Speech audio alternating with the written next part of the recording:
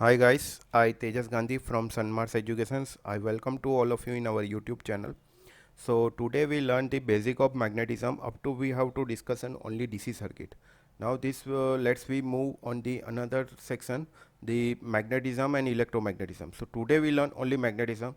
In this session we have discussed the what do you mean by magnet, then types of magnets, they're like natural magnets, electromagnets, what do you mean by magnetic field, magnetism, so and types of magnetic forces, and what do you mean by absolute permeability and relative permeability.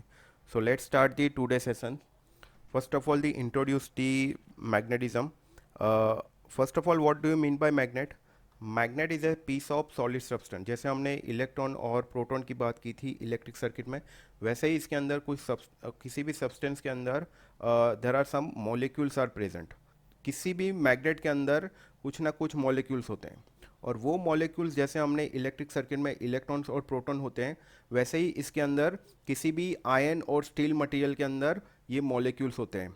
तो जैसे हमने electric circuit में पढ़ा था कि हमारा जो electric conductor है या तो इंसुलेटिंग मटेरियल है, वो वुड प्लास्टिक, जैसे इंसुलेटिंग मटेरियल वुड प्लास्टिक से बना है, कंडक्टिंग मटेरियल कॉपर या एल्यूमिनियम मटेरियल से बना है, वैसे ही मैग्नेट ये आयरन स्टील और ऐसे बहुत सारे मटेरियल से बना होता है। और ये मैग्नेट तभी ही मैग्नेटाइज हो सकता है जब आप उसको कोई एक्सटर्नल फोर्स हो। जैसे आपका सर्किट के अंदर, इलेक्ट्रिक सर्किट के अंदर इलेक्ट्रॉन अपनी ऑर्बिट के अंदर मूव करते रहते हैं। जब आप उसको कोई एक्सटर्नल प्रेशर, वोल्टेज या कोई हीट अप्लाई करते हो, तभी इलेक्ट्रॉन एक एंड से दूसरे एंड मूव होता है। वैसे ही इसके अंदर मैग्नेटिक मटेरियल तभी मैग्नेटाइज होता है जब आप उसको कोई एक्सटर्नल मैग्नेटाइजिंग फोर्स या तो इलेक्ट्रिक फोर्स अप्लाई ना करो। तब तक वो जो मॉलिक्यूल्स है उसके अंदर, मतलब जो मैग्नेट के अंदर मॉलिक्यूल्स है, उसका टोटल मैग्नेटिक फोर्स ज़ीरो होता है। जब आप उसको मैग्नेटाइज करोगे तब वो एक डायरेक्शन, पर्टिकुलर डायरेक्शंस के अंदर मैग्नेटिक फोर्स जनरेट होता है, मैग्नेटिक फील्ड जनरेट होता है। तो किसी भी मैग्नेट के अंदर दो पोलैरिटी होती है, नॉर्थ एंड साउथ। जैसे हमारे इलेक्ट्रिक सर्किट में पॉजिटिव नेगेटिव होता है, इसके अंदर नॉर्थ साउथ होता है या तो नॉर्थ नॉर्थ होता है। अगर नॉर्थ साउथ है तो उसके अंदर अट्रैक्टिंग फोर्स जनरेट होगा। अगर नॉर्थ नॉर्थ है या तो साउथ साउथ है, उसके अंदर रिपल्सिव फोर्स होगा। जैसे मान लो दो पॉजिटिव पॉजिटिव चार्ज है तो वो रिपल्सन होगा। अगर पॉजिटिव नेगेटिव है तो अट्रैक्टिंग फोर्स जनरेट होगा, अट्रैक्टिंग फील्ड जनरेट होगा। तो ये जनरली दो तरह का मैग्नेट होता है, एक नेचुरल मैग्नेट, एक इलेक्ट्रोमैग्नेट। नेचुरल मैग्नेट क्या होता है, जैसे यहाँ पे मैंने दिखाया कि एक पॉजिटिव फील्ड, पॉजिटिव चार्ज है, एक नेगेटिव चार्ज है। तो पॉजिटिव चार्ज क्या कर रहा है, नेगेटिव चार्ज को अट्रैक्ट कर रहा है, और क्या जनरेट हो रहा है, इलेक्ट्रिक फील्ड। जबकि यहाँ पे क्या है, एक नॉर्थ मैग्नेट है कि एक साउथ मैग्नेट है। नॉर्थ मैग्नेट साउथ मैग्नेट को अट्रैक्ट कर रहा है, और मैग्नेटिक फील्ड, उसके सराउंडिंग में मैग्नेटिक फील्ड जनरेट हो रहा है। मतलब कि नॉर्थ मैग्नेट साउथ मैग्नेट को अट्रैक्ट कर रहा है, और नॉर्थ मैग्नेट अपने सराउंडिंग में अगर कोई और मैग्नेट है उसको भी अट्रैक्ट करने का ट्राई कर रहा है। और साउथ मैग्नेट अगर कोई उसके सराउंडिंग में कोई नॉर्थ मैग्नेट है तो वो उसकी फील्ड, मतलब कि उसके सराउंडिंग वाली मैग्नेट की फील्ड वो एब्सॉर्ब कर लेगा। और इलेक्ट्रोमैग्नेट, जैसे इलेक्ट्रोमैग्नेट में क्या होता है कि हमने यहाँ पे देखा कि किसी भी मैग्नेट को मैग्नेटाइज करने के लिए हमें कोई एक्सटर्नल मैग्नेटिक एनर्जी चाहिए या तो इलेक्ट्रिक एनर्जी चाहिए। तो इसके अंदर जैसे हम अगर मान लो कि इस मैग्नेट को मैग्नेटाइज करना है, तो किसी एक्सटर्नल मैग्नेटिक फील्ड या तो खुद के ही ये मैग्नेट खुद ही मैग्नेटाइज है, तभी जाके ये मैग्नेटिक फील्ड जनरेट होगा। ठीक है। अगर ये मैग्नेट मैग्नेटाइज नहीं है तो हमें एक्सटर्नल मैग्नेटिक फील्ड अप्लाई करके उसको मैग्नेटाइज करना पड़ेगा, तभी ये मैग्नेटिक फील्ड जनरेट होगी।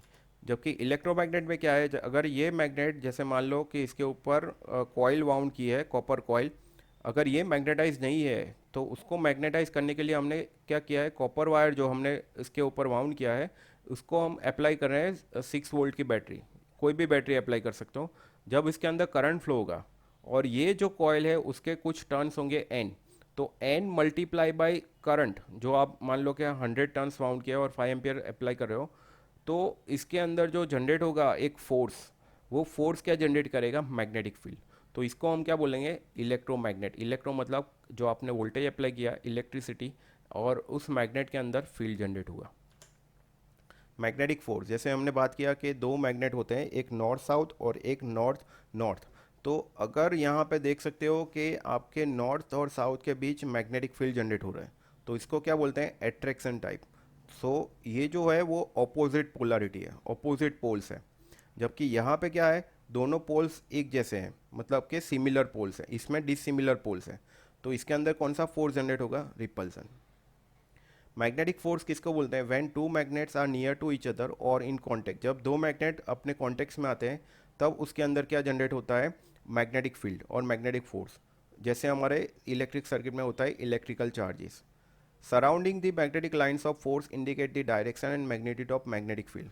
और यहाँ पे दो, जैसे वेक्टर में वेक्टर और स्केलर होता है, तो ये मैग्नेटिक फील्ड इंडिकेट करता है उसकी डायरेक्शन और मैग्नीट्यूड। तो मैग्नेटिक मतलब कि उसका वैल्यू कितनी है, क्वांटिटी, नंबर कितना है, जैसे 100 एम्पियर, 10 एम्पियर। तो इस तरह वो इंडिकेट करती है उसकी मैग्नीट्यूड। जितना किसी भी मैग्नेट के पोटेंशियल ज़्यादा होगा उतनी ही उसकी मैग्नीट्यूड ज़्यादा होगी, मैग्नेटिक फील्ड उतनी ज़्यादा होगी। और डायरेक्शन, वो किस डायरेक्शन में, नॉर्थ से साउथ की तरफ या तो किसी और डायरेक्शन में, उसकी डायरेक्शन क्या है वो भी इंडिकेट करता है, ये भी उसके अंदर इम्पोर्टेंस है। The magnetic field of an object can create the magnetic force on other object with the magnetic field is called a magnetism। जब एक आपके पास मैग्नेट है और दूसरा अनमैग्नेटाइज है, एक मैग्नेटाइज है दूसरा अनमैग्नेटाइज है, जब आप मैग्नेटाइज मैग्नेट को अनमैग्नेटाइज मैग्नेट के पास रखते हो तो ये मैग्नेटाइज मैग्नेट क्या करेगा, उसकी फील्ड अनमैग्नेटाइज मैग्नेट के अंदर ट्रांसफर करेगा, और जो अनमैग्नेटाइज मैग्नेट है वो भी मैग्नेटाइज हो जाएगा। तो हमने क्या पूरी टोटली बात की कि मेरे पास जो एक मैग्नेट है वो टोटली अनमैग्नेटाइज है, उसको मैंने एक्सटर्नल एनर्जी अप्लाई की, मैग्नेटिक फील्ड, और वो भी मैग्नेटाइज हो जाएगा, उसी को हम क्या बोलते हैं, magnetism. Next one is absolute and relative permittivity. जैसे हमारे इलेक्ट्रिकल सर्किट में कंडक्टिविटी होती है, रेजिस्टिविटी होती है। हर मेटल की, कॉपर, एल्यूमिनियम मटेरियल की रेजिस्टिविटी अलग अलग होती है, कंडक्टिविटी अलग अलग होती है। जिस मटेरियल की कंडक्टिविटी इज़ बेटर वही हम मटेरियल ज़्यादातर यूज़ करते हैं। जैसे कॉपर मटेरियल की सबसे ज़्यादा अच्छी कंडक्टिविटी होती है, इस वजह से हम इंडस्ट्रियल वायरिंग और हाउस वायरिंग में भी वही वायरिंग में मटेरियल यूज़ करते हैं। वैसे ही मैग्नेटिक सर्किट के अंदर मैग्नेटिज्म में मटेरियल, जो आयरन स्टील मटेरियल यूज़ करते हैं जिसकी परमियाबिलिटी हाई होती है, वही मटेरियल हम ज़्यादातर यूज़ करते हैं। तो ये क्या करता है, to allow the magnetic lines of force to pass through it. ये क्या करता है, जितना मटेरियल मतलब उसकी परमियाबिलिटी ज़्यादा होगी उतनी ही मैग्नेटिक लाइंस ऑफ फोर्स ज़्यादा जनरेट होगा। इस वजह से हम किसी भी इलेक्ट्रिक डिवाइस, मशीन या सर्किट के अंदर आयरन और स्टील मटेरियल ज़्यादातर यूज़ करते हैं। द एसआई यूनिट ऑफ, इसका यूनिट क्या होता है, henry per metre. The permeability of air और vacuum is represented by mu zero which is equal to 4 pi into 10⁻⁷ henry per metre. Permeability में दो होती है पार्ट, एक म्यू ज़ीरो, एक म्यू आर। म्यू ज़ीरो को हम बोलते हैं परमियाबिलिटी ऑफ एयर और वैक्यूम, तो उसको डिनोट करते हैं हम किससे, म्यू ज़ीरो। और किसी भी मटेरियल यूज़ कर लो, एयर ले लो, नॉन मैग्नेटिक मटेरियल ले लो, या तो फिर कोई भी आयरन स्टील या कोई भी मटेरियल ले लो, उसकी वैल्यू फिक्स होती है। जबकि रिलेटिव परमियाबिलिटी जो होती है, रिलेटिव परमियाबिलिटी मटेरियल के हिसाब से चेंज होती है। हर मीडियम, कोई भी मीडियम आप ले लो, कोई भी मटेरियल ले लो, उसकी वैल्यू चेंज होती है। तो म्यू आर क्या होता है, म्यू अपॉन म्यू ज़ीरो, क्योंकि म्यू जो है वो परमियाबिलिटी है, और permeability that is equal to mu zero permeability of air multiply by relative permeability. और रिलेटिव परमियाबिलिटी जो एयर और मैग्नेटिक, नॉन मैग्नेटिक मटेरियल है उसकी 1 होती है, ये फिक्स होती है। और द परमियाबिलिटी हम इस तरह से भी डिफाइन कर सकते हैं, flux density upon field intensity. Actually what do you mean by flux density and what do you mean by field intensity we will discuss on the next video. तो mu को हम इस तरह से भी डिनोट कर सकते हैं, flux density upon field intensity. जैसे इस फिगर के अंदर आप देख सकते हो कि इस फिगर के अंदर जो नॉर्थ और साउथ मैग्नेट है, नॉर्थ मैग्नेट साउथ मैग्नेट को अट्रैक्ट कर रहा है, और उसके बीच हमने अनमैग्नेटाइज एक आयन रिंग यूज़ की है। तो जब ये मैग्नेट उसकी खुद की फील्ड इस अनमैग्नेटाइज आयन रिंग के अंदर ट्रांसफ़र करेगा, तो इसके अंदर भी कुछ मैग्नेटिक फील्ड जनरेट हो रही है, मतलब कि ये आयन रिंग भी मैग्नेटाइज हो जाएगी। जबकि इसके अंदर क्या है, एयर है, तो एयर के अंदर आपकी मैग्नेटिक फील्ड जनरेट हो रही है। ठीक है, so I think all of you understood this theory, the basic of magnetism. Thank you for watching my video.